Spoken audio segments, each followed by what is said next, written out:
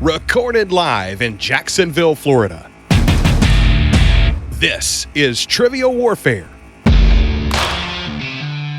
More than just a pub quiz, Trivial Warfare is your gateway to a worldwide trivia community.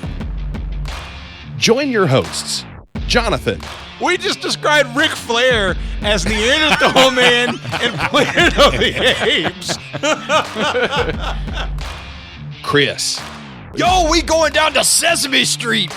That's your impression of hardcore rap? Carmela. That would irritate the hell out. I'm like, I just want my groceries.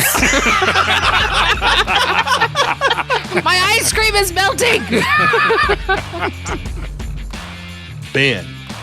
4 halogens in that list. Oh my God. You were like, it's not the halogens. I'm like, no, Ben, no. Those damn halogens got me again. And the rest of the Trivial Warfare Army for another week of fun and games.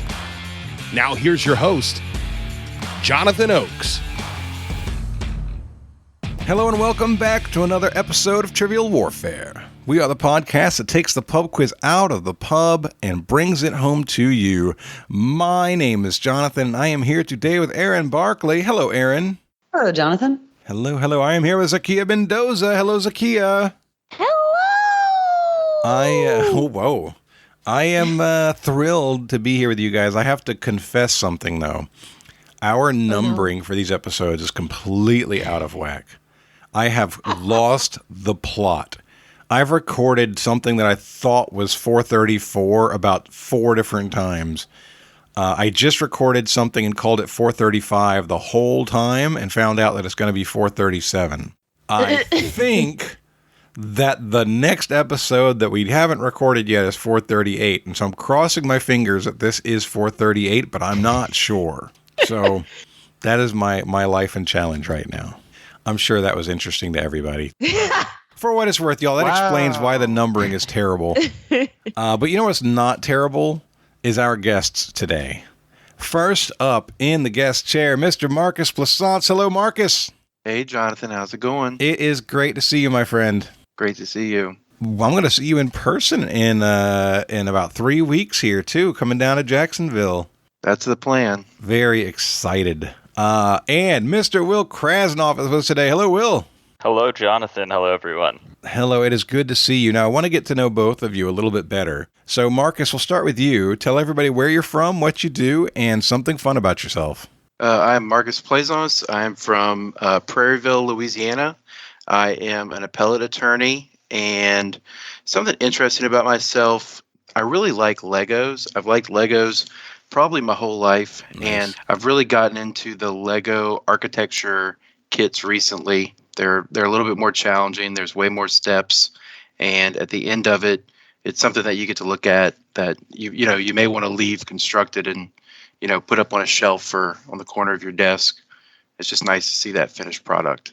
There are some really amazing, fancy, detailed Lego stuff. Now, what's your favorite that you've put together? So the one I'm currently working on is the Lego White House. When it first came out, it was really hard to get, and so I actually ordered it from the Lego store in Denmark, and had it internationally shipped.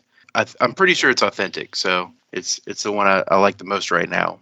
Are the pieces white? They are. Oh, well, then that sounds authentic to me. Who's going to know the difference?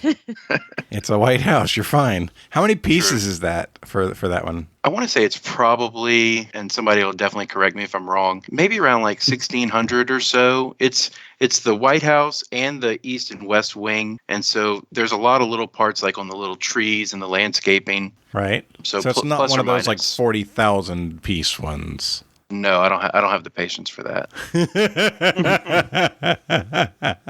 Oh, that's outstanding. Well, I am glad to have you here, my friend. Thanks for joining us. All right, Will, tell everybody where you're from, what you do, and something fun about yourself. Yeah, so I am calling in from Manhattan, New York City, and I am a software engineer. I work at a startup company, and something fun. So my wife is from Toronto, so we take the sort of shuttle airline back and forth relatively often to visit family to and from home. And if you have ever taken an Air Canada flight, you might know that it is, not always super reliable. So recently we kind of got fed up with the being rescheduled 5 days later. So we decided we would head on down to Buffalo, New York. We got in a taxi cab sort of close to the border and thought we could get taken over, but our Uber driver didn't bring their passport. So we had to stop at the border, disembark, and walk across the Peace Bridge, which is, a really interesting kind of moment. It was actually pretty well set up, and it wasn't that difficult to do, and we got to take pictures straddling the border, but it was sort of a fun and interesting adventure. And so, yeah, I thought I would share that little story. I love that. You're a man of two worlds. Exactly. Zahkia, why were you laughing about the Peace Bridge? Is there something that I don't know about it? No, I was just there. Are you really? Yeah, my sister rented a lake house in Fort Erie, Ontario for her 50th birthday. And we went all up there and we just started hey, let's all go and see about the town. And then we did see the Peace Bridge. And yes, it would be a lovely walk. Very cool. I'm really excited. So I'm actually going to be, that trip to New York I was telling you about is going to go New York City to Niagara. So I'll probably staying in Buffalo for a couple of days and then finishing in Toronto. Oh, nice. I'll be crossing some bridge myself probably on the way over there. I would recommend on foot, Sounds good to me. So we are going to have a lot of fun today, and we're going to get it started with Warm It Up. Chris. It's time to warm it up on Trivial Warfare today. And there's only one person who can warm it up for the TWA, and that's Chris. And sometimes Jonathan. Erin's like, oh, that's my cue. Hey, that's me. First of all, I'm froggy today because we've got that wildfire smoke back. You guys aren't going to like this one. And the reason is I had the idea for this about an hour and a half ago, and I struggled to find a list of more than 10, and I couldn't. So what I have here is a list of the top 10 video games by revenue so far in 2023, but the list only goes to 10. So we might be able to get all 10. I don't know, but sorry, it's a shorter list than normal. But, we do what we can. So we are going to start with Will. What do you say? Okay, so speaking of wildfire smoke, I've been seeing these advertisements around New York City, and a few weeks back there was a fun billboard for the Orange Sky and sort of Hell Awakening, so I'm going to guess Diablo 4, which I know came out this year. Diablo 4 is not on the list. I think it either just came out or hasn't come out quite yet. I think it's too new, yeah. Yep. Yeah, this is as of, what is the date on this? June 15th. Marcus, give me a guess. So these are games that were released this year, correct? Yes. Mm-hmm. Do they have to have been released this year? If something was released last year and it was the highest earning, would that count? Nope, they've all been released in 2023. Okay. I'm not a gamer, so this will be either really easy or really hard because I'm not going to get any right answers. What about Final Fantasy 16? That I think is also too new to be on the list. It is not on the list in case that wasn't clear. Zahkia, you're up next. And I was hoping you called me next because, Erin, I have only one answer, really, that I think is You're going to feasible. take my answer. I am going to take your answer because I am the Legend of Zelda gal. And I'm going to say Legend of Zelda, Tears of the Kingdom. That is number 2 on the list, and I was playing it when I came up with the idea for this category. So there you go. Jonathan, did you take yours? She absolutely took the one that I was confident in, yes. I'm not a gamer either, even though I do enjoy playing a game or two. We're in July now. We're recording this on July 1st, and I don't know much about what's been released this year, but I figure some sports games would be released this year. I'm going to try and stab at this and say that this is platform independent, right? Correct. This is across all platforms. Okay. I'm going to try WWE 2K23. Yeah, that is. Where is it on the list? That is sixth on the. I'm still. Erin, are you okay this morning? You're half there right now. I don't know. It's on a list here. somewhere. I'm moving things around. I'm trying to decide where I want things because I haven't done this in real time yet. Like I've played with it, but I haven't actually played with it in a recording setting. So anyway, I moved my list up there now. But yes, it is WWE 2K3 is number 7 on the list. I got a right answer that wasn't Zelda. Woo! We are back around to Will. Okay, so Zelda was going to be my next guess. I am pretty sure that a Call of Duty came out this year, but I don't really know. Jonathan, much like your numbering, the Call of Duty numbering sort of goes back in time. It's re-released. So I'm going to guess it's like Call of Duty Black Ops 3, but yeah, Call of Duty something.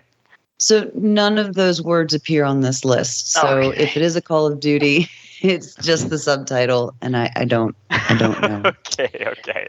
Sorry.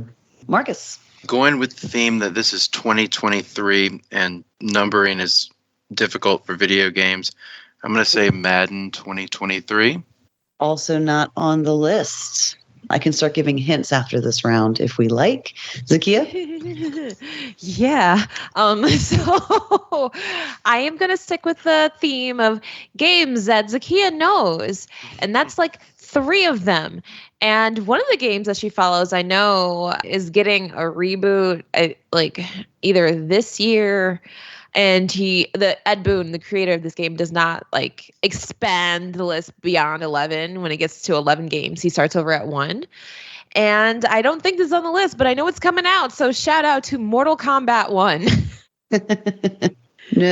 Nope, not on the list. That's also weird.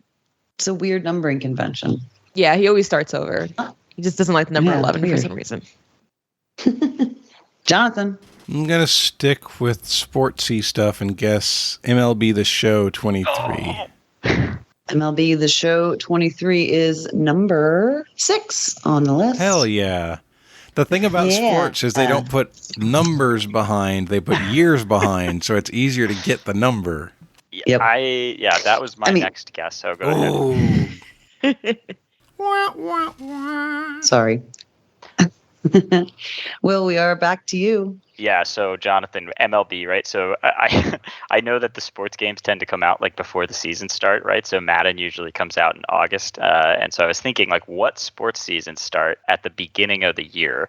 And it's not the NBA, it's not NFL. So baseball seemed like the thing to go with, and you took that one. So you just named my logic right there. So I don't know, and I don't. Yeah, I mean, so I'm gonna go. If we're gonna go sports, I will guess that the FIFA 23 game. That was going to be my next guess. Year. So yeah, FIFA 23. So I would suggest against going with sports going forward. Okay. That milk has run out. Yes. Okay. The udder is Indeed. dry. I will also tell you guys that one of these, the best-selling game of the year so far, which has set all of the records, has caused a lot of people to argue about the validity of separating the art from the artist.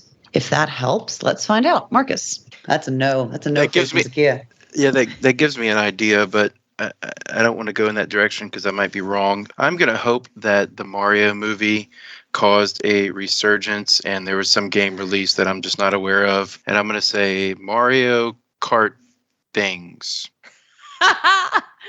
23. Mario Kart, what? 3? I mean, it's going to be wrong no matter what the last word is, but there is a Nintendo original property on the list. It is a remaster, but it is not a Mario game.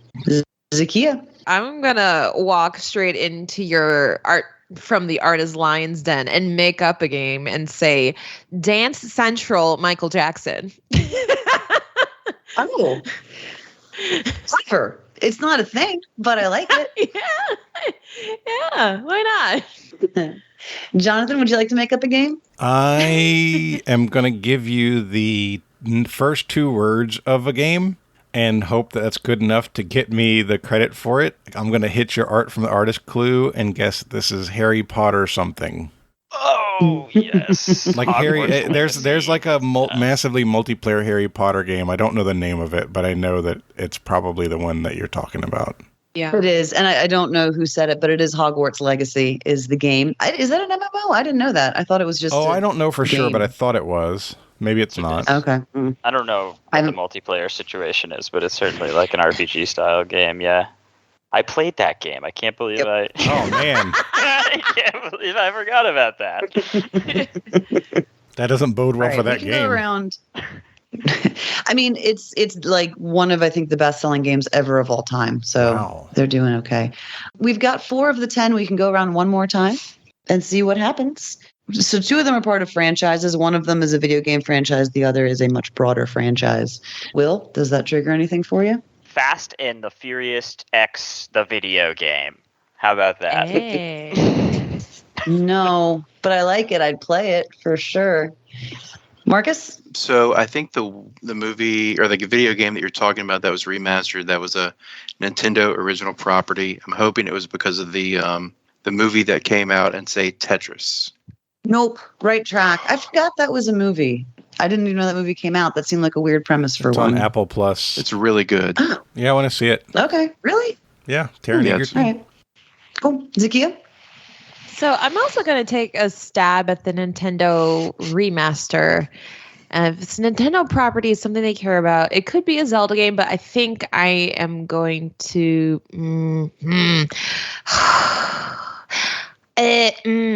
Pokemon Yellow? No. Jonathan? I mean, I don't know. I feel like I've been pretty successful at my guesses so far. I'm proud of my performance, and I almost want to just walk away on top here. You're 3 for 3. I gave a clue for one of them. I'm going to guess Super Smash Brothers something. Ultimate, maybe. Nah. All right.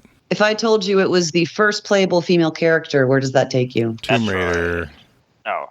Resident Evil. It is on the list, but it's not. There's a new Resident Evil game, but that's not the one that I was shooting for. The Nintendo remaster is Metroid Prime. Oh, yeah. Okay. Oh. Yeah. Okay. So Metroid Prime is 10. A game called Dead Space 2023 is 9. That's out of EA Studios. Sons of the Forest is 8. You got 7, 6. 5 is Dead Island 2. 4 was Resident Evil. 3 maybe it's just my friends were playing this desperately until Tears of the Kingdom came out, but 3 is Star Wars Jedi Survivor, which is apparently fairly short but very, very good. So that was a mid warm it up, Chris. Sorry, folks. What did you call it? A what warm it up, Chris? A mid warm it up, Chris. No, I got you. I was making sure that I heard what I heard. Mm-hmm. Yeah, that'd be lucky to be mid, honestly. That's okay. Well, they're not all going to be winners. All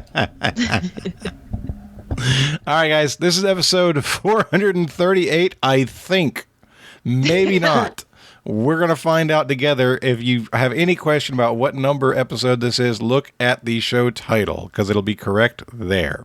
And we are on the main feed, I think, which means that you who are listening are enjoying an awesome show, and you can get a lot more awesome shows. We have 200 plus episodes behind the paywall over on Patreon. Go to trivialwarfarearmy.com, sign up as a sergeant or higher, and you can get access to all of those old shows, and there are some really fantastic episodes in there. Today's game, it's going to be Zahkia and Will versus Marcus and Jonathan. Erin is hosting. And it's time to play the game. Players. Oh, yeah. Y'all know what time it is. This is Mr. Literature himself, cordially inviting you to the game.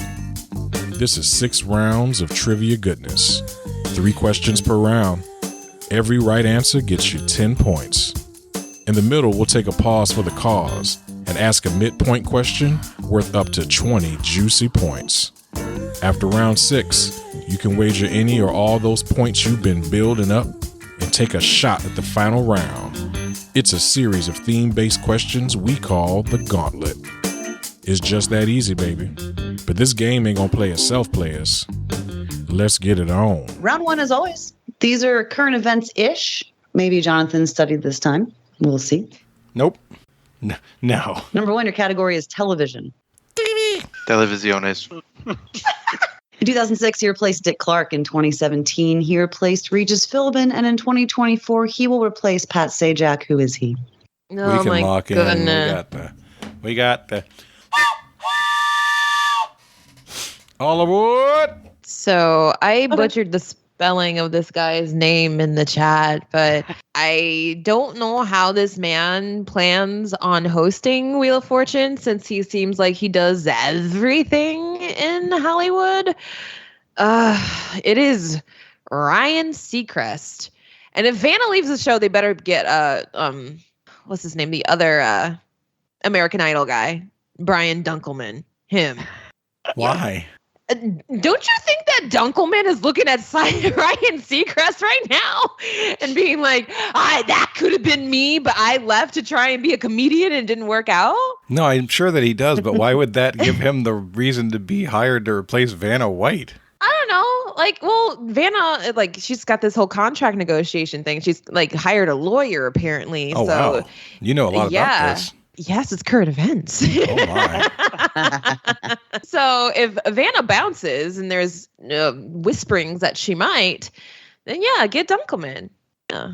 But I don't think that's going to happen. I think they're going to stay, and Ryan Seacrest will be hosting yet another show. Will, did you hear about this? Great to me. No, I mean, but I was like trying to do the math, and I remember Drew Carey replaced, Bob Barker, but that's sort of the only famous game show replacement that was on the tip of my mind. So that sounds fabulous to me. Okie doke. Let's lock in with Ryan Seacrest. And Jonathan with the toot toots. Seacrest in. Oh, that was easy. It is Ryan Seacrest. Round 1, question 2, category is Party Like It's 1984. A 2023 law in Illinois will see certain public institutions lose state funding if they engage in what practice? Last year, over 2,500 attempts were made to do this thing, up 40% from 2021. Oh! You got it? Yeah. This is also current events. You are right. Got about Oh, nice. a minute. Beautiful. Okay, and that tracks with Illinois Yeah. as well. Okay, cool. Yeah. Let's do it. Lock it in. Hey, Nice. thanks, Will. Marcus, 1984, that's the Apple II was released. That's the Olympics in Los Angeles. I was thinking it was a reference to the book 1984, Okay. which is why I first said attempts to use facial recognition, because that's a big thing that a lot of places are. Yeah, but I don't think Trying to there'd get be a away certain from. number of attempts for that. Attempts, to me, like attempts to do a thing probably means... Attempts mean you tried something and failed. And that would typically, like if we're talking about schools are petitioning for something and getting turned down, right? But like that's, when I think of attempts... and something that increased by 40%. What about attempts to do classes, like remote classes or something like that? I I think need an answer pretty Because soon. the thing is up 40% from 2021 to 2023. I don't see for Illinois that would be an issue. Well, we need to give an answer now. We're out of time. I mean, I think the book Yes, banning please. is with the current events and the attempts. I mean, those are going to be, things that go to like a school board, so they're Okay. more trackable. I don't have a better answer. We can do it. We're going to say ban books. Will and Zahkia, what did y'all say? I thought you guys were gonna go off the deep end. So when I first heard this question, or I was trying to sell Will on unionizing, because I know there were some teachers strikes in Chicago last year, and there was that tornado that hit that Amazon factory or warehouse, and it was either in Illinois or people in Illinois worked there. And I was like, nah, that doesn't make sense, because teachers are already part of a public institution, right? And they probably already belong to a union. And then he brought up affirmative action, and I'm like, and then what did you say that, like... So yeah, I was pretty sure that it was a reference to the book 1984, and I know this is bad podcasting, but I'm wearing my 1984 shirt today. Get the feet out of here.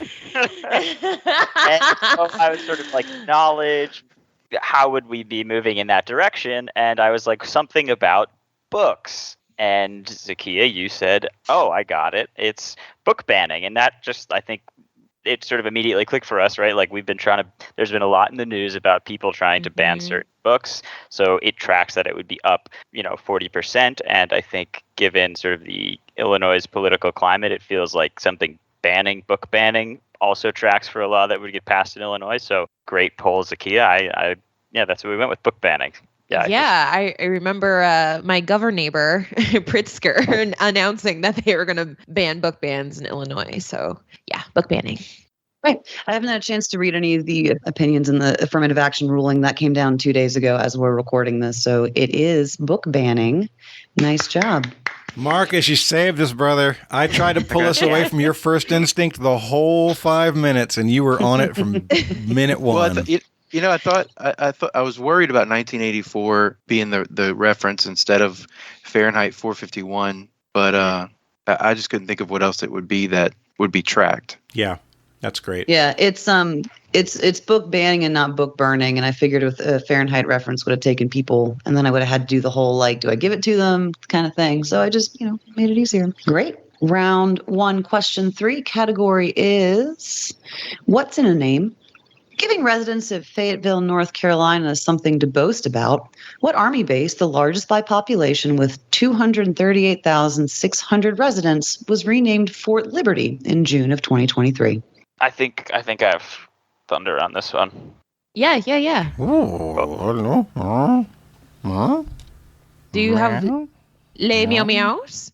No, I think I feel good about it. We can lock it.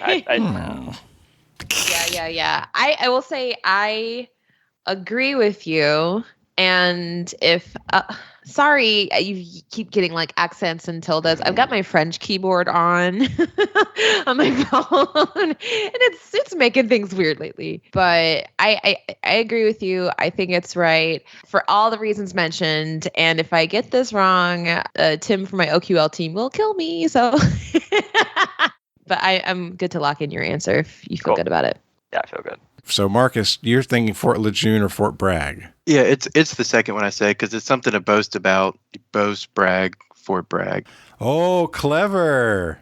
I really like that, Marcus. I'm with you. Let's do it. Fort Bragg. Zahkia and Will, what did y'all lock in with? Yeah, I had a friend in college who was from Fayetteville, and I remember him mentioning Fort Bragg, and with the something to boast about, that sort of, I had the same thought, caught that, what I think is an extra clue, so we also locked in with Fort Bragg. I love it when a plan comes together. The answer is Fort Bragg. Yay. After round 1, we got perfect scores all around, 30 points to 30. Round 2, question 1, your category. Woo! Woo! Round 2, question. Woo! Round 2. I don't know what was funny. Your category is literature. Woo! Literature. What was Stephen King's first published novel? Since its original publication in 1974, it has been adapted into 3 movies and 1 musical, which lasted for 3 days. The production only lasted 3 days. The show itself did not last for 72 hours. Sometimes when you read questions out loud, you realize they don't make sense. For kitty-faced Zahkia, who's licking her paws. All right, there you lock it in? Yes. Locked in. Great. Marcus, 3 movies, 1 play. I mean, old stuff from King, Pet Sematary, Cujo, The Stand, Christine. They made at least 2 Carries because they made the original and then they made a more recent one last maybe 4 years, 3 years. Mm-hmm. And I could see how that, because of the story, might be an expensive play to maintain or to clean up afterwards. Which is why the crowd did not appreciate getting splashed. They didn't get the tarps like you do at a Gallagher show. Right. We're in the blood zone. It's like the worst I think Blue Carrie's Man a Group great show. answer. I think we can do that. Let's do it. Let's say Carrie. You good? Let's do it. All right. Let's lock it in. All right, they did it. Zahkia, you were confident. What was your answer?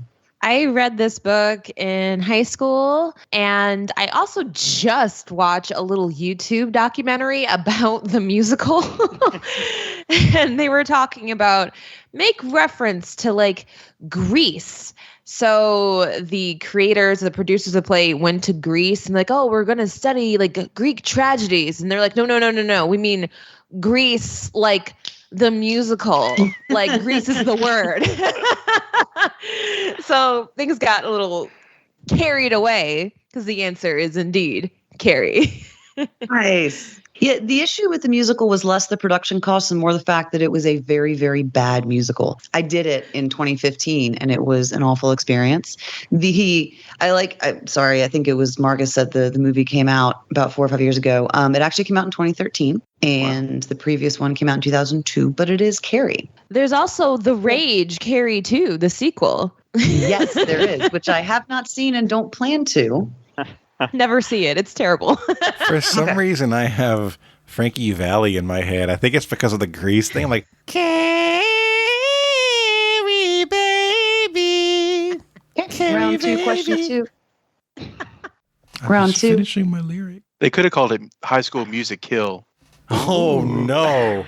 Oh, Missed opportunity. no. Round 2, question 2. I worry if I give you a category, it will make this too easy. Question is, fill in the blank in this otherwise complete list of friends who are around from 1985 to 1992. Zbornak, Petrillo, Nyland, blank. I may be pronouncing this wrong, so I'll paste it. Yep. Lock in. I was about to do my I feel that confident, Marcus. I'm with you. We're locked in. Are y'all locked in already? We locked in. I don't know if that matters. Well, then we'll talk. Sure. It is Dorothy Zbornak, Rose Nyland. What's Grandma's name? I forgot it. I want to say Esther, but it's not freaking Esther. That's my grandma. I can't remember her name. I'm drawing a blank. It was Estelle Getty. What's her name? Anyway, the one that's missing is Blanche Devereaux. So we locked in with Devereaux. These are the Golden Girls. Will and Zahkia? Sophia. Sophia was her name. Sophia Petrillo. And I know I spelled it wrong because my French keyboard was like, you spelled this wrong. I know this word. Wait, the French keyboard should give it to you right. Come on, that would have been perfect. It should auto-correct it, right? No, it just let me type it with red squigglies. The correct answer is Devereaux. Correct answer is indeed Devereaux. Round 2, question 3. Category is trade dress. In 1956, Procter & Gamble tasked chemist Frederick Bauer with designing packaging for a certain product. Once he started, he couldn't stop and spent 2 years developing the container for what specific product, which is the 4th most popular of its type. The top 3 are all owned by Frito-Lay. I'm very confident, Marcus. Yeah, I got it. That's good. We can lock in. All right, we're locked in. Okay. Yeah. Yeah. Yeah. I think that I have more confidence in that answer before. I did not know that these were a 1958 thing. I don't know. So anyway, Frito-Lay makes me think of snack food and chips in particular, and snack food with a particular type of packaging. Pringles comes to mind for me. And then once I had that, once he started, he couldn't stop reminded me that once you pop, the fun don't stop. So I think I feel pretty good about Pringles for this. I agree. Yes, let's do it. All right, Marcus and Jonathan. It's really interesting that they had the food before they had the package because, 2 years, how else would you put Pringles in a container?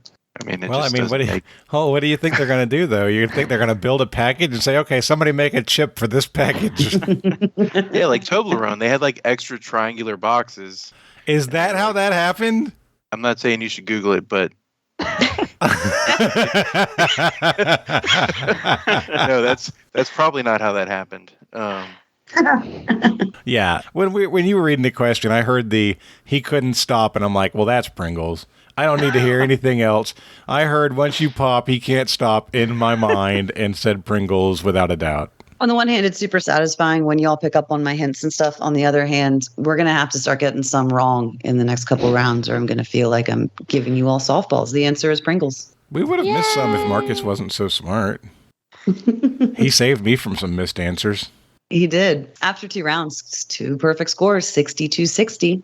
Good job, guys. Yeah, y'all are killing it. Round 3, question 1 category is business. Business.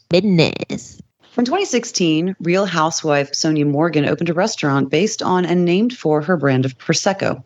Trouble is, the name was inspired by, or according to fellow housewife Bethany Frankel, stolen from, what other brand, which began as pre-mixed cocktails in 2009 and has bloomed into a lifestyle brand today? Yeah. Yep, I'm with you, Marcus. I can lock that in with you. Can I ask a question before we lock in there, Jonathan? Then we can lock it in. Yeah, we'll lock it. Go ahead. Oh. Yeah. Yes, you can. They're locked in. Now they're What's locked your in, I question? definitely want to ask a question. You were looking for the brand that was copied, correct? Oh, yeah, I guess. Yeah, she wants Bethany They have the Frankel's brand. same name. Okay, So yes. even better. Then I'll give you both. Okay. So yeah, we're locking in with Skinny Girl. I enjoy the Skinny Girl salad dressings. There's a nice balsamic vinaigrette. It is the lowest calorie balsamic on the market, and I buy it. Okay. Will and Zahkia? Yeah, my wife would have killed me if I had gotten this one wrong because she is a huge Housewives fan. I believe this is OC, if I'm not mistaken. Oh, I don't know. I don't know Okay. Housewives. I'm just surprised by how many guests have murderous spouses. We have so many people who come on like, my spouse would kill me if I got this wrong. I've never felt at threat for missing a question like that. She would mock me relentlessly. Let's go with that. A little less morbid. Which is worse. Kill your ego. Okay, I understand now. So anyway, yes, I went with when she said Bethany Frankel, that knocked Skinny Girl loose for me. So, and Cool. Zahkia concurs.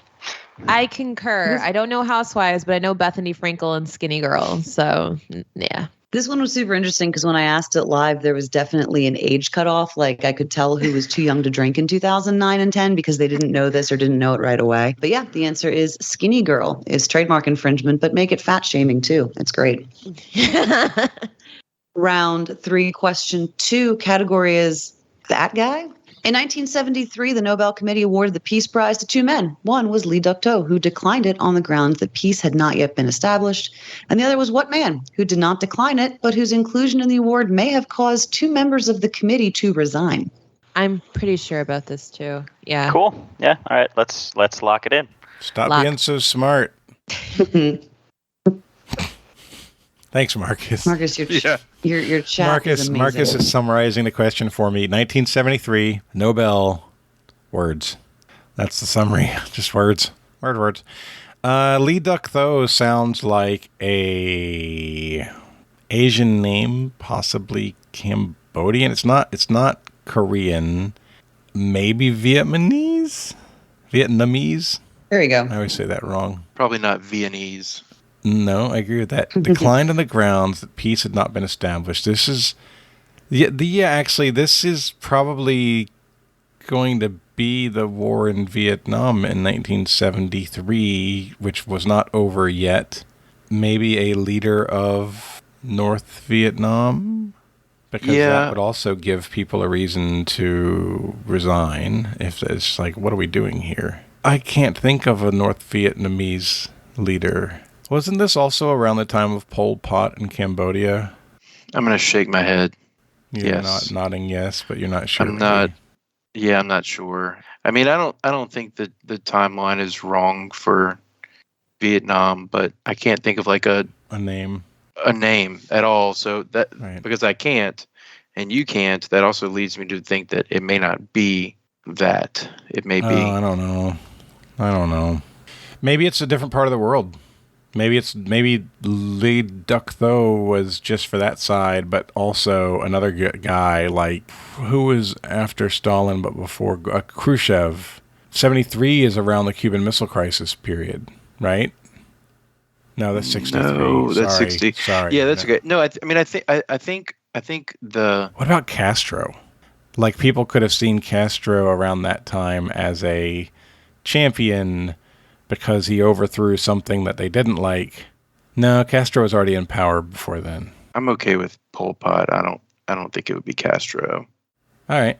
It's assuredly wrong, but we will guess Pol Pot. All right, we got the assuredly wrong Pol Pot from Jonathan and Marcus. Zahkia and Will, y'all looked in quick. What did you say? At this lake house in Fort Erie, Come on. Ontario,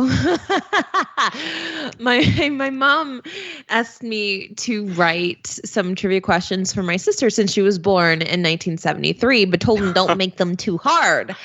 So I went to OpenAI, and one of the questions that OpenAI gave me was who won the Nobel Peace Prize in 1973. What? And I swear. And when I saw this, I'm like, I can't, him? Really? Yeah. Yeah, because he's Yeah. not thought of as like the nicest guy. People are kind of doing a death countdown for him in certain places.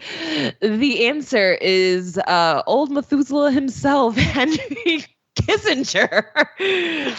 Yeah, so I sort of, that was my instinct because, like you, Jonathan and Marcus, you kind of touched on this, a sort of somewhat controversial figure. So yeah, I was like, maybe it's one of the Russians or one of the sort of, post-World War II guys in Europe. But I landed on Kissinger because I know that he won. And I also always found it odd because people seem to think he's a beep. So that was, yeah. Because he is. Kissinger. Yeah. Yep. He's still alive. He's still alive because the worst people never die. Old Henry Kissinger. He's 1 million years old. Behind the Bastards did like a 6-parter on him. It was thorough. Yeah, it is Henry Kissinger. And that guy. There is, if you go to, I think it's henrykissinger.rip. It is a tontine where you pay $5 and you pick a day. And if he dies on that day, all of the money goes to charities that support people that, whose families he destroyed when he bombed indiscriminately for decades. And you win a basket of liquor from communities and countries that he bombed. So, it's a steal for $5. I wrote this question, similar reasons. My parents' 50th anniversary was a couple weeks ago, and I was like, I can't throw you a party because y'all hate my parties, but I can throw you a trivia game. So they came and played my trivia, and I did a whole round on stuff from 73, and this was one of those questions. See? Yeah. What a great year. Yeah. Notable things from 73 is like that. This one was weird. Okay. We have a little separation. We just missed that on purpose so that we wouldn't be perfect bothering you anymore, Erin. You guys, you got to take your turn during that as well. Round 3, question 3. Category is literature. Literature. De Profundis is the published title of a letter written in early 1897 by what author? I can probably stop here, but I'm going to give you more information. It was addressed to Boise, the author's pet name for Lord Alfred Douglas, and outlines the behavior between the author and Douglas that landed the author in the Reading jail, where the letter was written. I mean, I don't know why you... Wow. Marcus, I don't know. Knock emoji. Yeah, this one's kind of a trivia nugget, but maybe you guys Profundis. Can reason it out. It sounds British, Marcus. The Profundis doesn't, but the Reading and Alfred Douglas, they sound British. I wonder if he called him Boise because one of them was Daho. He's like Idaho. No, Idaho. Well, Reading... No, I think she pronounced it Zakia's jail. giving me eyes. That's like Gaelic, I think, right? Reading? Reading, Gaol. Oh, no. Jail. Yes, jail. It's just the way they spelled jail in 1897. What country do they spell it like that in 1897? So it's literally recapping, this is what we did. I think it's sexual. I think it's going to be a female author or it could be a male author. Maybe wherever this was, homosexuality was illegal at the time. That could be. Or it could be that it was lewd and lascivious behavior in public. What about Lord Byron? He might have spent a year in jail or something. Is that the right timeline for Lord Byron? Yeah, he's around that age. Yeah, this is the period, like, I remember... Mary Shelley and Lord Byron ended up in the same cottage during the Krakatoa eruption summer, which was round about this era. 90 seconds. I don't have a good answer here. Lord Byron is a guess that I could make. Are they going to put a lord in jail? I mean, I don't know.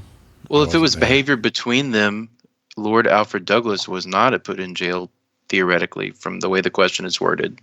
So it may not be a lord, but who else would it be? So I don't know, man. I don't have a good answer. I'm good with whatever. All right, we're going to say Byron. Okay. They said Byron, and Zahkia and Will said what? Yeah, I mean, you didn't need to stop after De Profundis because I didn't know it then. But Sorry. I'm pretty sure, or I recall this being subtitled "Letter from Reading Jail." You were on the right track, Jonathan and Marcus, sort of famous English literary types who were persecuted for being gay, and so Oscar Wilde was what came to mind for me. Yeah, you guys added in all the stuff. It's like Reading Jail. That looks Irish. I'm like, oh, it could be like a gay relationship, and they're like, yeah. That you guys had it all. I'm pretty sure this is Oscar Wilde. It is Oscar Wilde. Good job. It was nice of you guys to throw another question, though, to really make sure that there's no worries about it. No, unfortunately, this was our own ignorance showing through. The fun, every time I see the word jail written out like that, my boss uses speech to text all the time because she drives a lot and she'll send us messages to the firm group chat. And she always spells jail like that, GAOL, like I'm going to the GAO, going to the jail to visit clients. And I just thought that was an affectation that she had. And I'm like, that's a weird thing, but fine, whatever. Turns out it was just the way her speech to text spells jail. And she had no idea that was happening. So I thought she had like this weird proclivity for Old English. And she's like, no, you idiot, it's just my phone. So It's the French proofread your keyboard. speech to text. Yeah, the French keyboard. That brings us to the midpoint. Your midpoint category is states and sports. Okay. This question was inspired by / directly stolen from a game I played on Thursday. If y'all are ever in Richmond on a Thursday, Sabai has trivia at 7 p.m. It is great fun. They don't have a company name. It's just Jack and Riley do it, and they're great. So thanks to them for this question. Hi, Jack and Riley. Yeah, thanks, guys. Trying to bully them into coming to SporkleCon. It's a lot of the same words used multiple times, so just hang with me on this. So for 5 juicy points each, of the states that do not have any team from any of the big 4 leagues, so big 4, baseball, basketball, football, hockey, give me the 2 states with the highest population as of 2023, and of the states that have at least 1 team from each of the big 4 leagues, give me the 2 with the lowest population as of 2023. So you're going to give me 4 states. Yeah. Okay. Can I ask a clarifying question? Sure. Like, is the state with the team where the team plays its home games, or is it the city for which the team is named after? Right, there are certain teams that are named after one city that play its games in a different place, right? I understand. It is the state in which their home field is located. Okay. Let's lock those in. All right, we're locked in. This was the most challenging sports question. It's like something that we all know enough about to think through it, but you need a whole day to look at. You need a map to look at the map to really have a chance to figure them all out. You need like an electoral college map so you can also squeeze in a population, right? In 30 minutes, I think I could probably get all 4. We played this. We just had to name one, the highest and the lowest at the game on Still Thursday, hard. and That's I knew one of them cold and the other one we reasoned out, but it took us probably about 10 minutes, and the second one was a guess. But anyway, let's find out what you guys. Are we all in? We're all locked in. We're locked in. We all locked in at the same time. Go ahead, and Zahkia and Will, go ahead and talk me through how y'all got to where y'all got to. So I feel pretty good about my sort of big 4 sports team knowledge. So I felt like I could at least, I started by looking at the states that have all 4 because that's a little bit easier, I think, to think about. So I think we narrowed it down pretty quickly to like Massachusetts, Michigan, Minnesota, and then we had a late entry for Colorado.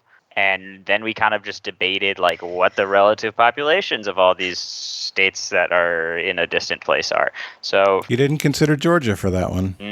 Missed that one. Thank you, Jonathan. I was pretty highly confident in Minnesota because I know they have all 4, and I think they don't have a ton of people up there. So that was our first answer there. And then we sort of last minutes were from Massachusetts to Colorado as the other one. And then for the other part of the question, the largest states that don't have any in the Big Four, Zahkia came up with Virginia really quickly, and I asked the clarifying question because I just wanted to make sure, or actually I honestly don't know, it didn't help me very much whether or not any of the DC teams actually play in Virginia secretly, but I think that all the ones that don't play in the city play in Maryland. So Virginia, big state, don't think there are any sports teams there.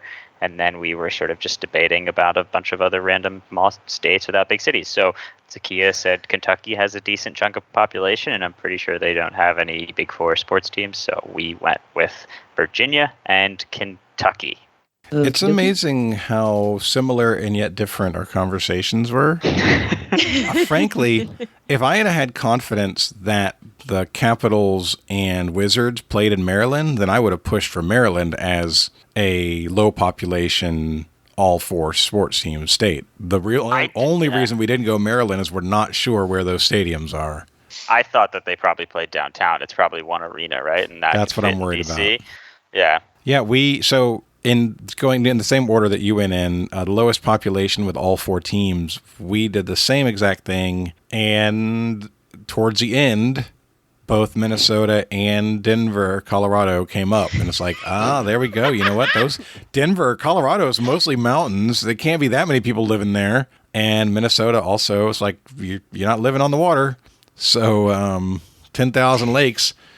Let's go with Minnesota and Colorado for that one. But then for the sports without any teams, we overlooked Virginia, Marcus. I multiple times thought about Virginia and just never brought it out in the realization that they may not have any teams. I think they don't, and I think that's going to be a right answer. So I'm sorry for not saying that. That's okay. We ended up going with South Carolina and Alabama. Okay. South Carolina was on our short list as well. Yeah, we talked about South Carolina. It was really fun watching these discussions. So yeah, the Wizards and the Caps play at I think it's the Capital One Arena in downtown DC. Even if they did play in the state of Maryland, Maryland would still not be top two. Maryland will be third on that list. I'm going to start with the ones that y'all agreed on. The smallest state that has all of the Big Four is Minnesota, with a population of 5 million and change. 22 overall, in case y'all care. The second smallest population that has all Big Four sports teams is the great state of Colorado with 5,800,000 people. It's a good job there. You're right. Mountains and lakes, not a lot of people living on those. As far as the largest states that do not have a team, yeah, Virginia is the one that I knew cold because it comes up every now and then. We just kind of siphon off. You live there. Yeah. We kind of siphon off sports teams from DC and North Carolina, and everyone, apparently including you, Jonathan, forgets about us, which is fine. We'll take that up later. Come get some. The second largest state that does not have any of the Big Four is, in fact, the state of South Carolina. Yeah! Woo! 1,000 people. So after South Carolina, Alabama has no professional sports teams, and then Kentucky would be fourth on that list with 4 million people. Marcus, we were close, man. Yep. So you guys each picked up 15 juicy points in the midpoint, which means, according to the spreadsheet, which I hate, after the midpoint, Zahkia and Will have 105. Jonathan and Marcus have 85. I don't know if that math is right or not, because I don't trust this thing, but that's what the numbers say. You said 105 to 85. It does sound right to me. Yep. Hooray. All right, that is the end of the first half. But before we get on to the second half, I want to let you know that today's show is sponsored by SporkleCon. This is it, guys. This is your time to buy tickets right now. Coming up September 8th through the 10th in Washington, D.C. is the place where the trivia community will be gathering for their biggest event of the year, and that is SporkleCon. We're going to have a live recording of Trivial Warfare on Sunday. That's going to be amazing. It was one of our best events last year. There's going to be over 50 events, lots of trivia games. You'll have the Battle of the Brains, where you want to have a team together for the big event. But there's lots of other events where you're going to look at the schedule and say, oh, I want to do that. And then some friends are going to say, I want to do that too. Or if you're going alone and you go to an event, you're going to ask, hey, can I sit at this table and play with you guys? And people are going to say yes, because they're friendly and awesome, because they're in the trivia community. There's going to be team games. There's going to be individual games. It's going to be a blast. I really, really want to see you there. This is one of my favorite events of the year. And you can, if you go to sporklecon.com and buy your ticket, use the promo code TWA to save 15% off of your full weekend pass. So you go to the whole event, you get 15% off by using the code TWA when you buy your ticket. I'm hoping to see you there. All right, let's get on with the second half of today's game. Round 4. These also come to us from the gentleman that hosts at Sabai on Thursday nights. So thank you, boys, gentlemen, men, people, humans. Thank you, boy men. Yeah. Round 4, question 1. Level pegging is another way to say tie game in what card game which is traditionally played with 2 players? I know this. Okay. He's an expert on pegging. Yeah. That's right. We're locked in. All right, Marcus, this is going to be cribbage, man. Cribbage is the one where you use the scoreboard, the wooden block, and you put the pegs in on the way up. Yeah, I just said a thing. So yours is, let's go with cribbage. All right, we're going to say cribbage. Oh, yeah. I used to play this card game with my father when I was a kid. It is indeed cribbage. Yeah, it is cribbage. I couldn't remember the phrase level pegging when I was writing, recreating this question this morning. So I Googled flat pegging, which is a different thing. And I do not recommend that. Cribbage, round 4, question 2. Category is politicians. The first daughter of what notorious politician was born on July 28th, 1966, 9 months and 2 days after it was announced that the draft would be expanded to include married men without children. She has become a politician herself, and today is probably considered notorious by some. Her father was not drafted, but once shot a guy in the face anyway. I just need the last name. You want to lock? Yes, we will lock. Oh, it looks like Marcus is already there. I like what I said. I do think it's Liz Cheney because her dad is Dick Cheney, and he definitely shot somebody, probably in the face. But the only thing that concerns me is just the potential dual meaning of first daughter. It could be his first daughter, and that could be the clear meaning, or like the president's daughter is called the first daughter, potentially. Like, what's her name? Clinton was the first daughter. Chelsea. But yeah, Chelsea. But in the context of the question, I think it's his first daughter. So yes, let's go with I think it's going to be Cheney. I think you've got it. So we're going to lock in with Liz Cheney, or just Cheney. Then Zahkia and Will. It's the shooting in the face, I guess. Yeah, no, that was the hint that did it for me. We said Cheney. This is a funny. It's 9 months and 2 days. It's just a funny duration of time because, maybe he had some inside knowledge, but I like to think that he just, they got on their horse, immediately. As it was announced. So well done to the Cheneys. They also have timed. 2 daughters. So, Liz Cheney has a younger sister, I think. So that the first daughter makes sense there. Mm. Yes, interesting kind of inside baseball. I was worried you were going to overthink it, and I'm glad you didn't. We were looking for Liz Cheney. Well, Dick Cheney, whose daughter is Liz. Cheney was the answer. Cheney. We all said Cheney. You did. I went Lon Cheney. Yeah. Round 4, question 3 category is statistics. In statistics, a type 2 error is a failure to reject an incorrect null hypothesis in a test procedure. By what more common 2-word phrase do we know type 2 errors? I'm pasting it. Yep. Okay. I saw the 3 dots, and I was like, all right, Marcus has got a good idea. And then the words pop up. I got a C- in stats. Oh, crap. All right. We can lock in. We're locking in. Cool. A type 2, a failure to reject an incorrect null hypothesis. So you made a hypothesis and it was incorrect, but you kept it anyway. Confirmation bias? Maybe that's it, because that means that you believed a thing was true. That was your null hypothesis. Without making any changes, that was your starting point. You did not reject it in the face of once it was known to be incorrect. Confirmation bias doesn't sound like it fits well, but it's not. It's better than nothing. Let's see if we do better. So confirmation bias, to me, comes up in Psychology 101 or whatever. Sure. I don't know. And, when I took statistics, I was told there would be math, and there was not. Right. Except for multiplication, I think. So help me with null hypothesis. Is that the starting point? Is that your hypothesis before you make changes? Is that what a null hypothesis is?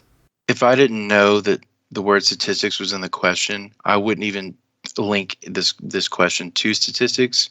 That's how little I know about statistics. Okay. So you're holding on to something that you know is wrong, right? Well, or something that has been proven wrong, and yet you're still holding on to it.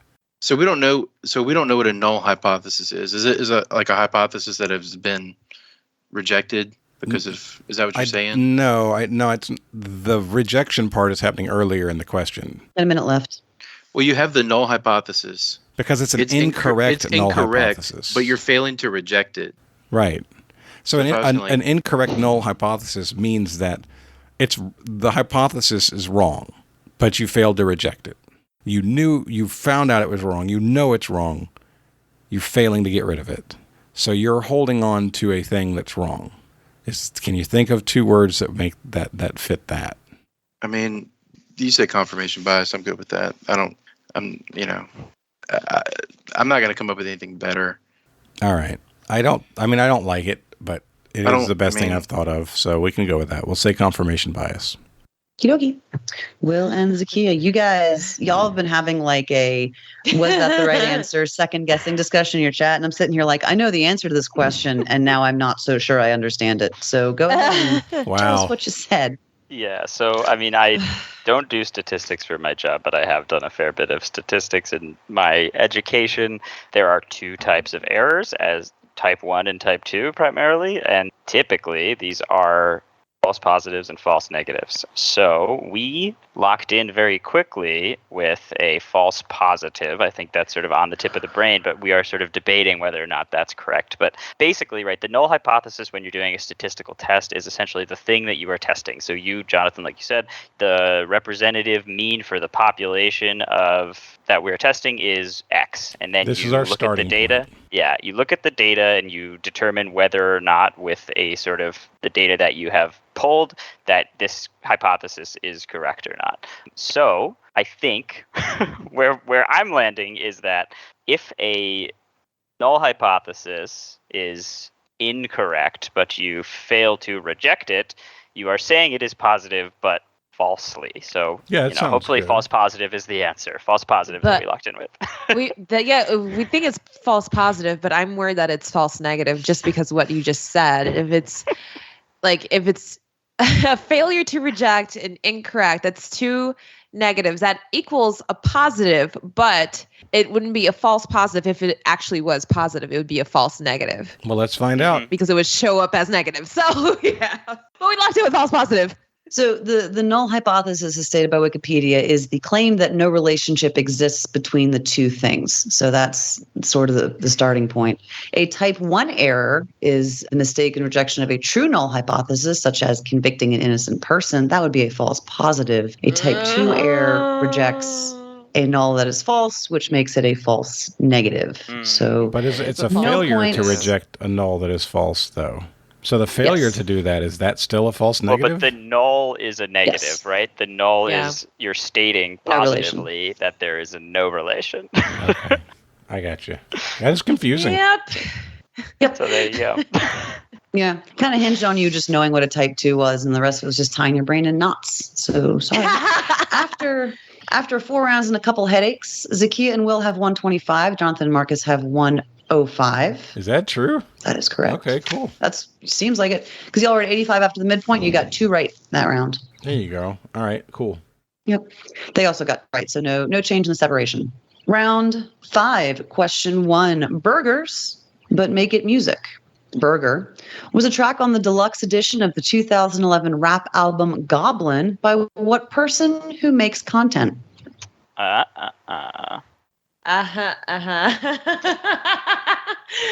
Goblin Burger sounds good.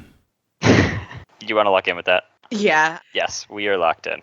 Why would she use the terminology person who makes content for what is being called a rap album? Why wouldn't she just say rapper, unless it's not a rapper? And if a person's not a rapper, why are they making a rap album? So one person that popped into my head was Mr. Beast, because Mr. Beast has a burger restaurant called like Mr. Beast Burgers or something. But in 2011, Mr. Beast was like 12. Hmm. He's still in his like mid to early 20s, isn't he? Maybe. That makes me so sad. I think he's like 25. I can't tell because the Carrie movie came out 10 years ago. And I thought, Yeah, I think he's still very young. So I wouldn't think it's him. Person who makes content. If they didn't say rapper, but a person who makes content. I mean, I know that Weird Al is revered in this community. There wasn't a Weird Al. Okay. No, not a rap album. It could be somebody like Kenan Thompson, who's doing a Good Burger remix on his rap album that we just made up. Well, and here's the deal. It says Burger was a track on the deluxe edition of the 2011 rap album Goblin by what person who makes content. So the person that did Burger may not have been the person whose rap album it was. It probably is though. But I like Kenan Thompson. No, that was a joke answer, bro. I don't like that at all. Because a Good Burger? Yeah, that's the joke. What about Mark Wahlberg? That's not a terrible. If we're gonna go that direction, that's a better direction. I don't want to right now. We're gonna wait a minute, but that's a good guess at the end. You have a minute, so. Okay. Do we think that it's not a rapper? Like specifically, it's a rap album by somebody who's not a rapper, like a YouTuber maybe. But even then, 2011, YouTubers weren't the thing they are now. And a person who makes content. I mean, we could say Mark Wahlberg. We could say Shaq. He makes stuff. I like Shaq. I saw Shaq DJing recently. Let's say Shaq. So we know he large. raps. Let's go with Shaq. He was so large, what? He's just like a gigantic guy. Oh, that was it. How large is he? All right. We're saying Shaq because we're bad at this now. Jonathan and Marcus locked in with Shaq. Hey, Zahkia and Will, what's another word for a person who makes content? A creator. Yeah. A content creator. Mm-hmm. Yeah. I mean, I'm guessing, Will, you knew straight off of Goblin. Yes. Because of the song Yonkers, maybe? And I know you're in New York. Yeah. I just am familiar. I mean, I like Frank Ocean more than I like this creator. Why are y'all not saying your answer? Sorry. Yes. Okay. We locked in with Tyler, the creator. Goblin I recognized, and from, the Odd Future crew, I know him via Frank Ocean. So yeah, Tyler, the creator. Yeah. And it is Tyler, the creator. There we go. All right, Marcus, we were just wasting our time there. we weren't ever getting that. Nope. Round 5, question 2. Category is burgers, but make it sports. Burger Lambrex is a South American athlete in what track and field sport? The world record in the sport is 77 feet 3.5 inches, and athletes in the sport may not wear gloves but may tape their fingers. Huh? Oh, you're confident? I mean, you feel like this is a thing you know. I mean, it's not the first thing that you said. Because it's not far enough? Yeah. I know it's not that last thing I just said just now. And I know it's not this thing. Why not? Because that record would be closer to that record. All right. If you're comfortable, we'll go with it. I'm not going to waste time. All right. We're locked in. Cool. Okay. So we talked about shot put, hammer throw, and javelin. So I think we've basically eliminated shot put, right? Because I agree, it's too heavy, and I can think of like the positioning for a shot put, like they hold it like under their chin. Like I don't know why taped fingers would help with that. Yeah, so that's the other reason I think hammer, because so they hold it like by a strap and they twirl. So one, it's the only one that I think you use both hands for, and she said gloves, plural. And I think it just feels like javelin also might be longer than 77 feet, so hammer might be in the middle. Feels like the most hand stressful and the correct distance, but that's... That sounds pretty good. I do watch a little bit of like track and field. Yep. And while I'm familiar with the concept of a hammer throw, I guess I haven't seen it in many games, but that doesn't mean it doesn't exist. It just means I haven't watched it. Like shot put for sure, long jump, high jump I watch, but the hammer throw, it seems like it could be, but I'm okay with going with it. I'm pretty confident that it's a thing. I like hammer. if you're okay with it. But I'm okay with it for sure. okay, we're gonna go with hammer throw. And Marcus and Jonathan. So we discussed obviously the same field sports that you both discussed. As far as world records go, I'll probably be off a little bit, but the world record in javelin is probably easily north of 250-ish feet. The world record in discus is probably 240-ish. Oh. Hammer, which, in javelin you throw it straight. In discus you spin. In hammer you spin, which is going to give you tremendous speed, and it's on the end of a rope. I mean, a cord, a steel cord. Shot put, you do spin typically, and it's the Olympic shot put weighs about 16 pounds, and so you're not going to be throwing it nearly as far as a javelin or a discus or a hammer because you don't have the force that you would given the length of cord. So I'm very confident we locked in shot put. Oh, no. Sorry, Zahkia. No, it's fine. I'm terrible with spatial distance. I'm good with that. Me too. So I pulled up the Wikipedia page while y'all were discussing. So 77 feet, which is the question, was about 23 meters. So the world record for the javelin is 98 meters. The world record for the hammer is 86 meters. The world record for the discus throw is 74 meters. But the world record of 23.56 meters is the shot put. Good job. Good job, Marcus. Nicely done. Marcus drops I used to do field events in college in the chat, like after that too. In high school. Well, Definitely not college. Okay. I think I was probably mixing up my feet and meters too, in my brain. But Yeah, no, I immediately said 77 feet. Okay, that's like 26 yards. So I'm imagining a football field. And it's like, that's not far. I mean, I can run that far without running out of breath. So this has to be whatever the heaviest one is. Right.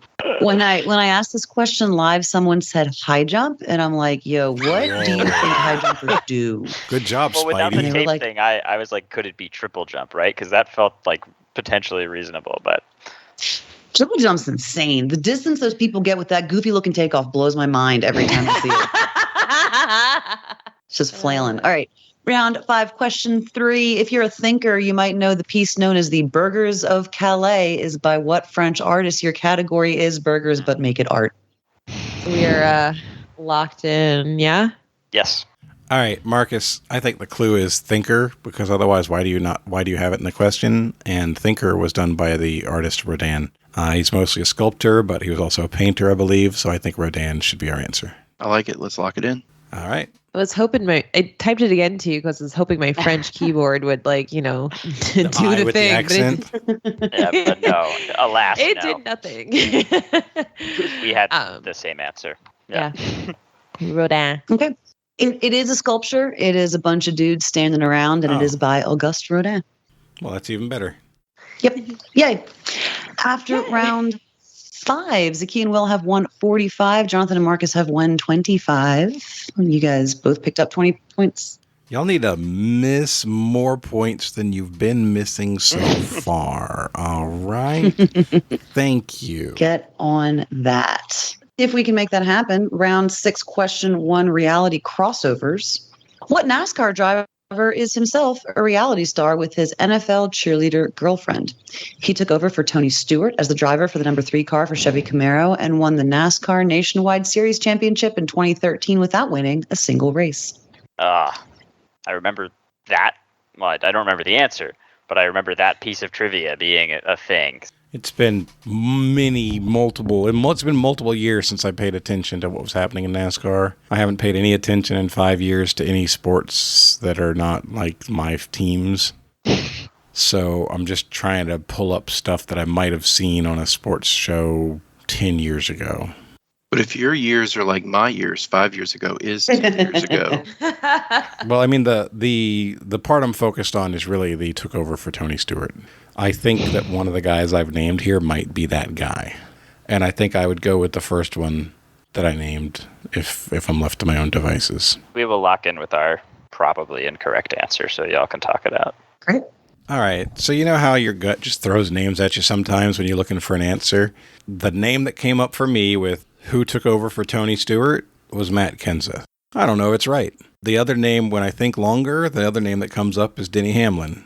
So I proposed either Kenseth or Hamlin. Marcus, like I said, if you leave me to my own devices just because my gut threw it out there first, I would say Kenseth. Yeah. And I could be just totally wrong, but it's not a Jeff Gordon. It's not a Jimmy Johnson. It was somebody who came around a little bit later. I remember the story about a person winning the cup without winning a race. And Kenseth is the name that my brain is pulling up, but I don't know that it's right. I'm sure like last week, Zahkia was at like the NASCAR National Museum Hall of Fame. But I'm not going to second guess the dude from Florida about NASCAR. So do I? Come on, man. Free car. I mean, I'm not going to come up with anything better. So all right. I like Jonathan's gut reaction. All right, we're going to say Kenseth. Okay, yeah, we were reminiscing about that wonderful reality TV show about the cheerleader named Star, called Star Power, with her NASCAR boyfriend, Will Power. And that's what we locked in with. So. Wow. Yeah, just having fun. Well, the good news for Jonathan and Marcus is that willpower is incorrect. The bad news for Jonathan and Marcus is that I already forgot what y'all said, but that's also incorrect. Kenseth. Okay, yeah, also incorrect. We were looking for Austin Dillon. Oh. He won the Daytona in 2018. Yeah. Okay, Two Marcus. first names, huh? It wasn't a name that was in my knowledge base. That's okay. That's all right. Round 6, question 2. The category is Murder Okie. It's not the final curtain performers expect to face, but as of 2022, there were at least 12 killings in Filipino karaoke bars over performances of what 1969 song? Some experts cite a general culture of machismo along with the song's lyrics, which may evoke pride or arrogance in the singer. Others just think people tend to sing it poorly, which in this case is a regret worth mentioning. Paste, please. I am. Holy crap. Honestly, I think that's a pretty good answer. People for some reason just absolutely love that for karaoke, and they never sing it well. So I'm okay locking in with that. Yeah. Nicely done. My aunt once sang this song at a funeral, so it got weird. So we can lock in with that. All right. You're locked in. Marcus, it's not Bohemian Rhapsody. Years are wrong. 69, you suggested Macho Man. I think that's 70s. I don't think the Village People were in the 60s. It's kind of a weird thing. At first, when she said culture of machismo, I thought it might be like a Lola song or something like that, like something where the masculine singer is singing something feminine and was offending their sensibilities. But that's the opposite of that. It looks like this is more like singing Aloe Black's I'm the Man. I Will Survive is too late for that. Respect. Is it wrong time? I don't think it's the right time. There's two, like Final Curtain feels like it has to be a clue. Maybe this is a show tune. Just think people tend to sing it poorly, which is a regret worth mentioning. Regret. That's another oddly placed word. 1 minute. Any big Beatles songs from 1969? Yeah, they're like the last album. Maybe Hey Jude, that kind of thing, but it doesn't feel like the kind of thing that would get you killed. What if it is something like Foxy Lady and like you end up singing it to somebody's girlfriend or looking at somebody's girlfriend and they come back and shoot you for it kind of thing? Gonna need an answer. The best I have is Foxy Lady. It's a terrible answer. That's fine. All right, we're going to say Foxy Lady. Here we come, baby. There's coming to get ya. And Zahkia and Will. Zahkia, you locked in on this pretty quick. So this gave me thoughts. The only thing that keeps me from being 100% sure is the year. Like 1969 may seem a little late for this song, but maybe not entirely. The story about my aunt singing this at a funeral, I can't remember if it was my grandfather's funeral, but like, so like, you know, regrets. I've had a few, and that's the regret it's a regret in the song. And it's about my grandfather who definitely did things his way. So she sang My Way by Frank Sinatra. And I think that's a big karaoke song. People sing it a lot. People sing it poorly. My aunt was a very good singer, so I don't think she would be included in that. So we locked in with My Way, Frank Sinatra. On another note, Jonathan, you mentioned Lola songs, and I think that's funny because, like, in the Philippines, Lola is a term for your grandmother. Well, hey, that actually works better. But What's she doing down in Old Soho? We did My Way.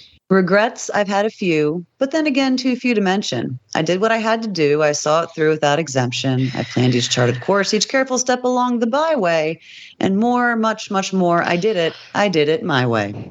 Yeah. Well done. Good job. That is a Thank weird you. funeral choice. Was it like during the service that she sang it, or was it like as an after It party? was actually the preacher was talking, and she just stood up and started singing. No, it was during the service. Like my family makes some non-traditional choices sometimes, and that is one of them. I have definitely had murderous impulses when someone starts Hey Jude or any song over like 4 minutes long at karaoke. I think that shouldn't be allowed. Well, the thing about Hey Jude is everyone wants to do the na-na-na-na-nas, which, like, they forget that there's a whole song before the part that they So want to many. sing. Right. Yeah. And also the na-na-nas are another It's 4 5 minutes. Like, yeah. yeah. Too many Well, I minutes, mean- too many nas. You should have heard. You should have heard Paul McLaughlin do "Master of Puppets" here last year. There's literally a 4-minute guitar instrumental in there. Too many. He I love literally Paul, but I don't got respect down that off the choice. stage, went and got a beer from the bar, started drinking it, talked to friends, then went back on stage to finish the song. As the bit goes, that's a good one, but that song's too long. Okay. Last question of regulation, round 6, question 3, and I will paste this as well, don't worry. Sedi vacantism, from the Latin for with the chair being vacant, is a traditionalist dogmatic view that can also be expressed by what 4-word rhetorical phrase, which is used idiomatically to mean emphatically yes, similar to, is a frog beep watertight? I didn't mean to put that emoji up there. I meant to do this. Erin pasted a frowny face emoji after asking her own question. Which is weird because I love this question. It's a fun fact, and I love saying, is a frog watertight? You see it, Zahkia? Yeah. What do you think? Yes. Yeah. I like it. Yeah. All right, y'all do your locking in quietly, please. There's a lot of words to parse. Sorry. Locked in. You locked in? We are, right? All right, I don't even understand the question yet, Marcus. I'm really trying over here. I guess I don't understand what the first part of that question has to do with the question being asked. I agree with the idea that your answer is a good one. I just don't know why these two parts of the question are together like this. But I guess I'm fine with going with what you suggest. So, first of all, let me just say that I usually listen to this podcast while I'm cutting my grass. And so, Zahkia, you have gotten me through many an afternoon of your explanations of how you know answers. So I'm going to channel Zahkia for this answer. I live next door to a church. Yeah. It's 3:00, and you can't hear it over the headphones, but the bells are just ringing right now. A wonderful song that made me think of the Catholic Church, which is led by the Pope. Mm-hmm. And there is a rhetorical phrase that's 4 words that means emphatically yes. That may be the answer to this question. And it's, is the Pope Catholic? Yep. So that's what we're going with. Okay. Really, Zahkia, what'd you guys lock in with? I am still dazzled by that wonderful impression of me. Tribute. Thank you. This was just a tribute. Yeah, my initial thought was, does a bear in the woods? But that is too many words. So, being that this is somewhat religious related, I suggested, is the Pope Catholic? I don't know why. Yeah, I agree with Jonathan. Not 100% sure how it ties in. Perhaps it's, I don't know, maybe it is a big question about whether the Pope is Catholic or whether the Pope exists outside of religious affiliation. Just what does it have to do with the else. chair? Yeah, I don't know. I guess we will find out. The reason I didn't use Does a Bear Woods for my example was because this is the game my parents were at. My mom yells at me when I swear. Oh. But sedevacantism is the fringe theory that the Pope is not, in fact, Catholic, and that the Pope's chair is vacant. So that's where that word comes from, and that is the tie-in. And the answer is the Pope Catholic? Wow. I didn't know that was even a thing. I didn't either. Yeah. How about it? Going into the gauntlet, Jonathan and Marcus have 135. Zahkia and Will, thanks in part to Zakia's aunt's funeral music selections, have 165. Make your wagers. What's the category? Oh, ladies and gentlemen, Nicolas Cage. Oh. All right, we're going to our wager's locked in. Our wager is locked in. Nicolas Cage, question 1. Nick Cage was nominated for, but did not win, for his role as twins in the 2002 film Adaptation. That film was a fictional story of a fictional author's attempt to turn a real-life book into a screenplay. The real-life book, perhaps considered vanilla by some, is by real-life author Susan Orlean about poachers of what plant? We're locked in. All right, our answer's locked in. Okay. Question number 2.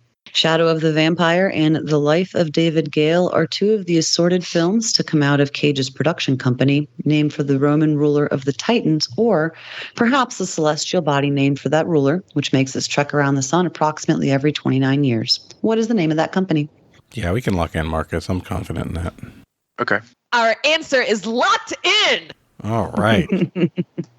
No question there. Final question of the gauntlet. Nick Cage changed his name to avoid the specter of nepotism from his famous family, who have their own Wikipedia page. What is the first name of Cage's grandfather? A prolific composer, he provided music for many of his son's films until his death, the grandfather's death, in 1991. He shares his name with a red pigment made from crushed insects, whose use dates back to the Andes as early as 700 BCE.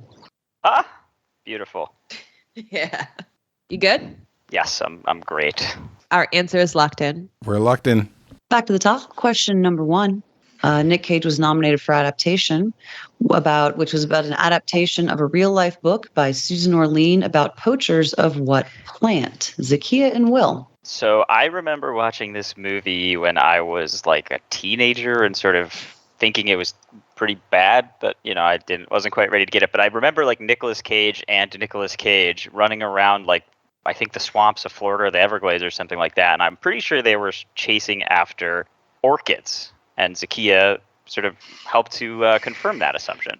Yeah, I'm a fragrance girly. I'm a perfume girly pop, and I believe that vanilla grows on orchid. Like vanilla orchids are a plant. So yes, we said orchids. Marcus and Jonathan, what'd you guys say? Marcus, that's what I meant. Yeah.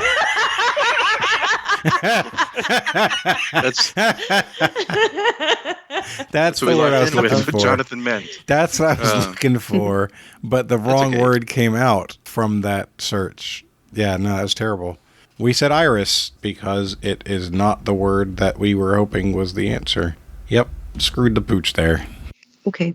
Nicolas Cage's production company is named for the Roman ruler of the Titans. What is the name of the Roman ruler of the Titans name checked in his company? Jonathan and Marcus. That one's Saturn for sure. Kronos is Zeus's dad. Zeus's dad was the person who ran the Titans, and Kronos is Saturn. Zahkia and Will, anything to add?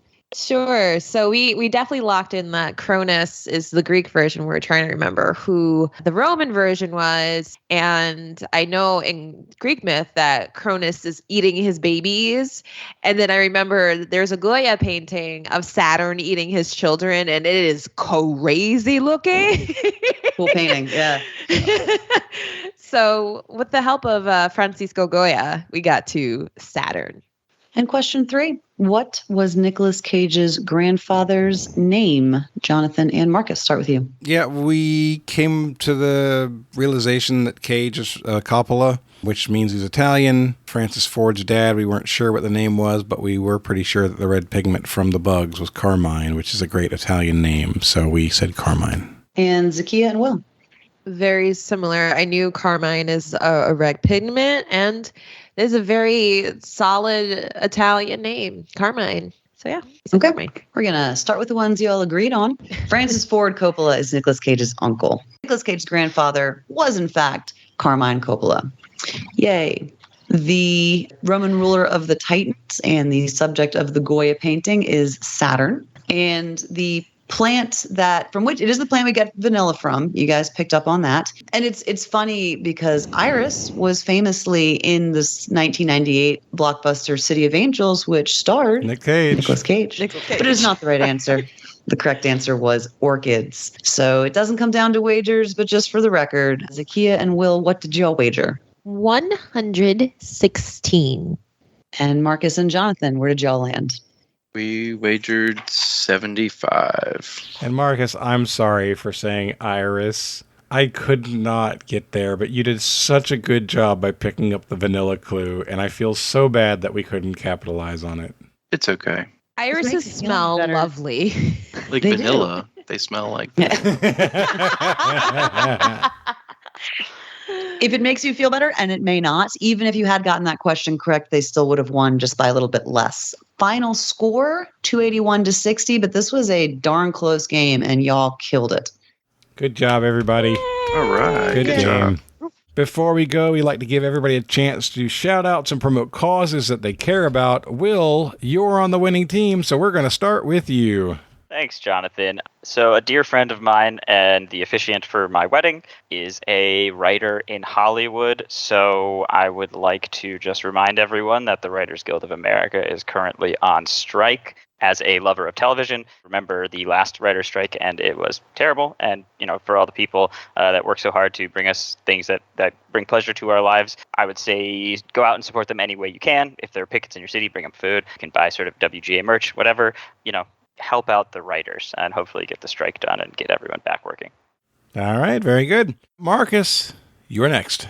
One of the big things that really, I think, affects a lot of people every day, at least a lot of people that live potentially outside of big cities, but maybe some big city people too. There's this thing that people forget about other people, and it's something that we really need to think about. Most cars have a turn signal. And you can also use it when you change lanes. And if you don't, you should really think about getting into that practice. I think that it would do a lot of good to really just impact a lot of people's lives. Save our streets. So don't think about it just like a turn signal. Think about it like a lane switch signal.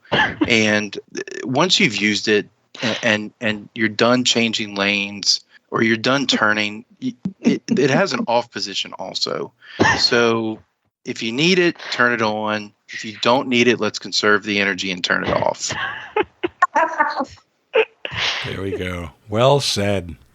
Well said. Couldn't agree more. Yes, sir. Plus one. All right. Bless up right there. That is going to wrap us up. So for Will, for Marcus, for Erin, for Zahkia, and for all of those blinkers on the road, my name is Jonathan, and this has been episode, we think, number 438 of Trivial Warfare, where it's not just trivia, it's war. Bye, everybody. Bye. Bye. Thanks for listening to Trivial Warfare. Be sure to check out the revamped TRIVIALWarfare.com as your one-stop shop to submit questions, join the community, and get access to over 150 archived episodes. Warm It Up was written and performed by Matthew Stevens. This episode was edited and produced by me, Joel Sharpton. For help with your podcast, visit propodcastingservices.com.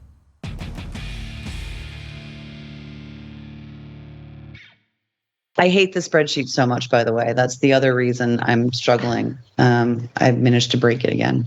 Okay. You really need Sorry, some kid. one-on-one training with Nick. This second monitor was Nick's idea, by the way. So, you, Nick. Round 2, question 3. Category is trade dress. The spreadsheet was Nick's idea, too.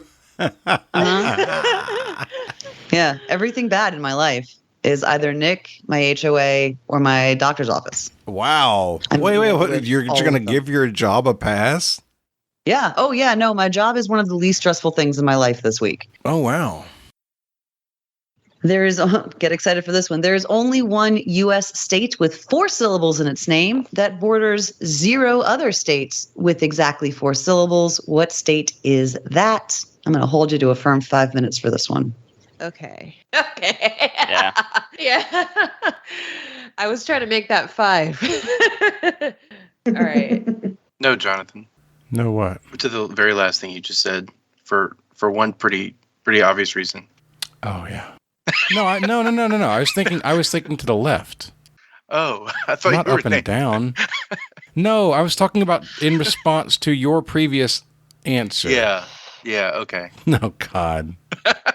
Tell me why the first thing I said is wrong. No, I like the first thing Ooh. you said. I'm thinking about it. I'm going to try and name things around it. You got about a minute and a half, 2 minutes. I think we have it, man. A Okay. corner doesn't count as a border, right? Or does it count as a border? What do we? Does Yeah, I think Does. it does. If it But hang touches, on, it hang on. touches. Well, yeah. Yeah. Do you want to just lock in our answer, dude?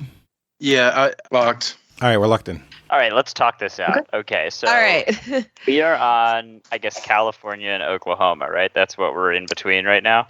Yes. So California feels good. I know that it borders Nevada. I know that it borders Oregon. Oregon. Mhm. Idaho might be sticking in there in the top corner, but like I feel like there is another one of those square ones, like Utah, Arizona, or Colorado, in next to Nevada over there.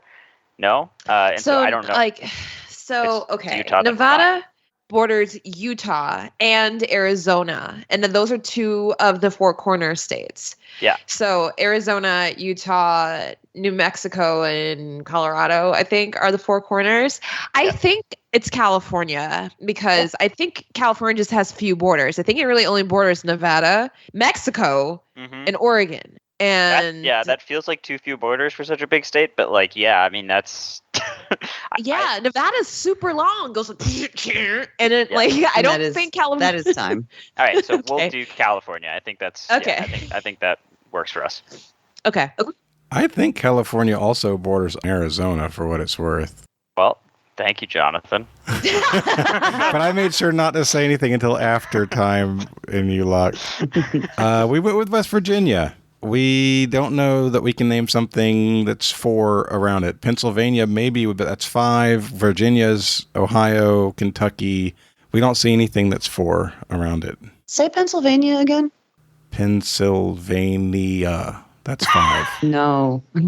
Pennsylvania is not. It is a slang. It's Pennsylvania. Well, and it's the Commonwealth Nope. of Pennsylvania. So I've always said Pennsylvania, like Yeah. Transylvania, like Yeah. is it not the Commonwealth of Pennsylvania? Is the It official wasn't title? full name. I mean, one way or another. I mean, But Vania is not a abstract way to say Pennsylvania. so I would submit that it is, and we can. So here's Is the that thing. wrong because of Pennsylvania? Yeah, Oh, well, let's look because it up. Pennsylvania has 4. Yeah, Depends on how you Okay. pronounce it. So there is an unequivocally there is an unequivocally correct answer that nobody said because California borders Arizona, big chunk down there. The answer I was looking for is Indiana, which is bordered by Illinois, Michigan, Ohio, and Kentucky. Okay, Google Oh. confirms Pennsylvania is 4 syllables, so I can't argue it. Cool. Okay. Thanks, Google. Yep. I always forget about Yeah. Indiana. It's Well, so you know what, though? close. So I mean, does there's, everybody hold else. on, there's other results that say, Pennsylvania's 5, yeah, it goes both ways. Wordhelp.com, I mean, my how many position- is 5? and it's officially the Commonwealth of Pennsylvania. Sure, but I mean, in that case, Kentucky's also wrong because it's also a Commonwealth. So if that is Kentucky the case, wasn't if a we're right using choice, those, We didn't say Oh, for Kentucky. Indiana, it would make Indiana wrong. well, actually, no, it wouldn't because it's too Then many. Like, No, no, it's still not 4. Yeah. Sorry. I honestly, I think, I'm not sure what the right sourcing should be. The first one that said 4 is just geographyrealm.com, but then you have other ones that say 5. And I mean, I honestly, the way that I've always thought it was 5, but we just slang it down to 4. That was why I said it had 5, because Okay. spoken properly. I've never not heard it pronounced with sort of an elision on the last 2. I mean, I don't. If you want it, you can have it. Could we replace it? Yeah, sure. Because I don't want to have the argument. Yeah. Because then it gets down to things like Virginia versus Virginia, right? Mm-hmm. Virginia would have 4. It's the same IA at the end. Sure. Pennsylvania, Virginia. So, And again, my position would be there's an answer that's clearly correct, but I am fine throwing out the question. I would throw out the question because I think it's definitely arguable, and I'd rather not have arguable things. Sure. I mean, just not being able to isolate the number of syllables on Google is the only reason that I'm shifting there. I'm changing the question. Beautiful. Round 2, question 2, category is politicians. Whatever, round 4. Sorry. Are we in 4? We're changing the round. We're doing it. I think it is round 4.